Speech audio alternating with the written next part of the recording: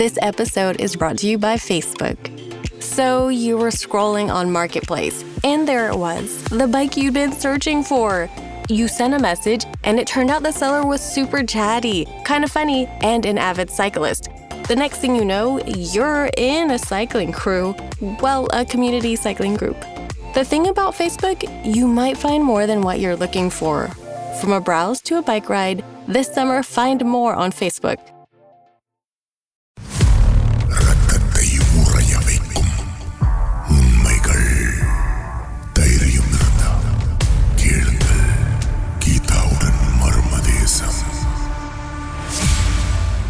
நைட்ல 12 மணிக்கு அப்புறம் அந்த ரோட்டு விளக்கு இருக்குல்ல. ஸோ நம்ம வீட்டுல எல்லாம் லைட் அமைச்சிட்டா அந்த ரோட்டு விளக்கு நம்ம வீட்டுக்கு அந்த வெளிச்சம் தெரியல, ஆரஞ்சு கலர்ல. ஸோ அதுல பலகை வீடுல பாதி பலகை வீடுல. ஸோ அந்த பலகைக்கு பாதி லைட்டு தெரியும், அந்த ஆரஞ்சு லைட்டு. ஸோ அதுல நிக்கிற அந்த உருவம் பாதியா அப்படியே தெரியும், நிழல் மட்டும் தெரியும். ஒரு ஆணோட நிழல் தெரியும். ஒரு நாளைக்கு பார்க்கும்போது ஒரு உருவம் மட்டும் தெரியும். இப்படியேதான் எனக்கு தெரிய ஆரம்பிச்சதெல்லாம். அப்போ நான் தைரியப்படுத்திக்க ஆரம்பிக்கணும். அதுக்கப்புறம் தான் என்னை விட்டு விலக ஆரம்பிச்சது. அடிக்கடிக்கு என்ன டிஸ்டர்ப் பண்ணுது, அப்படி குறைய ஆரம்பிச்சது. வாரத்துக்கு ஒரு வாட்டி, அப்புறமா மாசத்துக்கு ஒரு வாட்டி, அப்படியே தான் விட்டு போனது. ஆனா அந்த இண்டோனேசியாக்காரர் போறதுக்கு முன்னாடி சொன்னவரு, எனக்குன்னு வாழ்க்கை துணை ஒண்ணு அமையும் போது ஃபுல்லாவே என்னை விட்டு போயிரும், ஃபுல்லாவே நிரந்தரமா ஒண்ணு விட்டு போயிரும்னு சொல்லிட்டு தான் போனாரு. நீ தைரியமா இருக்க ஆரம்பி, அப்பதான் அதெல்லாம் நடக்கும்னாரு.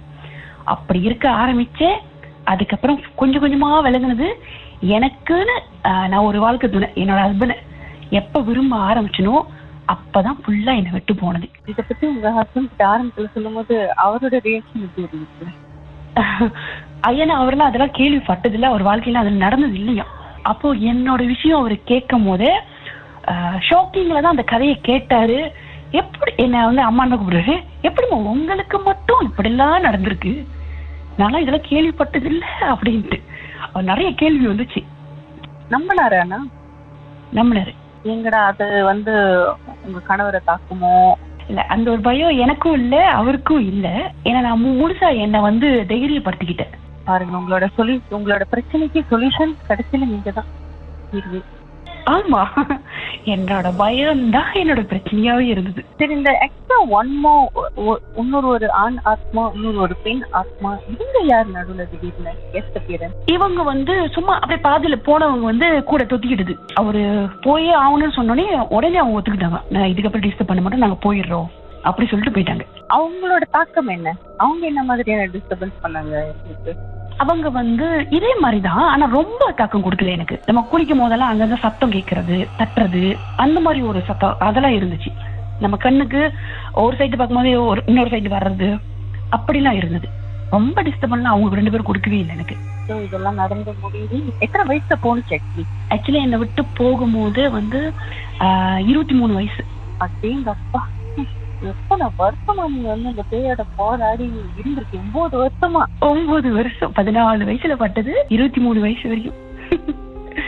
கூட்டாளி என் கூட படிக்கிறவங்க நெருங்கிய ஒரு 3 பேர் எங்கிட்ட இந்த கதையெல்லாம் அப்பப்போ கேட்பாங்க. இன்னைக்கு நைட் என்ன நடந்தது, நேற்று நைட் என்ன நடந்தது கேட்பாங்க. நான் சொல்லும் போதெல்லாம் பயப்படுவாங்க, கதையெல்லாம் கேட்டுட்டு பயப்படுவாங்க. அவங்க வீட்டுக்கு போயிட்டு அவங்கள என்ன மாதிரி நமக்கு இந்த மாதிரி நடந்துருமோ, தனியாலாம் கிச்சனுக்கெல்லாம் போக கூடாது, தனியாலாம் போயிட்டு குளிக்கலாம் பயமா இருக்கே, நமக்கு ஏதாச்சும் நடந்துருமோன்னு பயப்படுவாங்களாம்.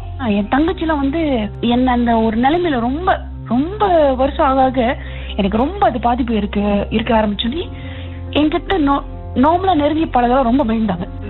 பல போராட்டத்தை சந்திச்சிருக்கீங்க.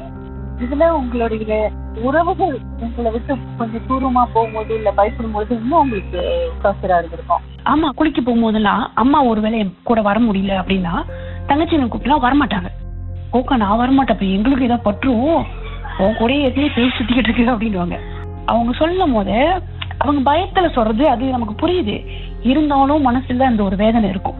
கூட பிறந்தவங்களே இப்படி சொல்றாங்களே அப்படின்ட்டு வேதனை இருக்கும். அழுவேன். அப்புறம் அம்மா தான் கூட வருவாங்க, வேற வழி இல்ல, அம்மா தான் கூட வருவாங்க. எல்லாம் நல்ல வேலை. 9 வருஷம் உங்களுடைய வேதனை, வலி, போராட்டம் எல்லாமே உங்களுக்கு போய் இப்ப நீங்க நிம்மதியா இருக்கு. ஆமா, இப்பதான் நிம்மதியா இருக்கேன் 23 வயசுல இருந்து. Thank you so much. இந்த கதையை ஷேர் பண்ணிட்டு மர்ம தேசம் கதைகளை மீண்டும் ஷாக் பாட்காஸ்ட் வாயிலாக நீங்களும் கேட்கலாம். இதுவரையில் 19 million downloads. Yes, 19 million downloads. இந்த வற்றாத ஆதரவுக்கு நன்றி.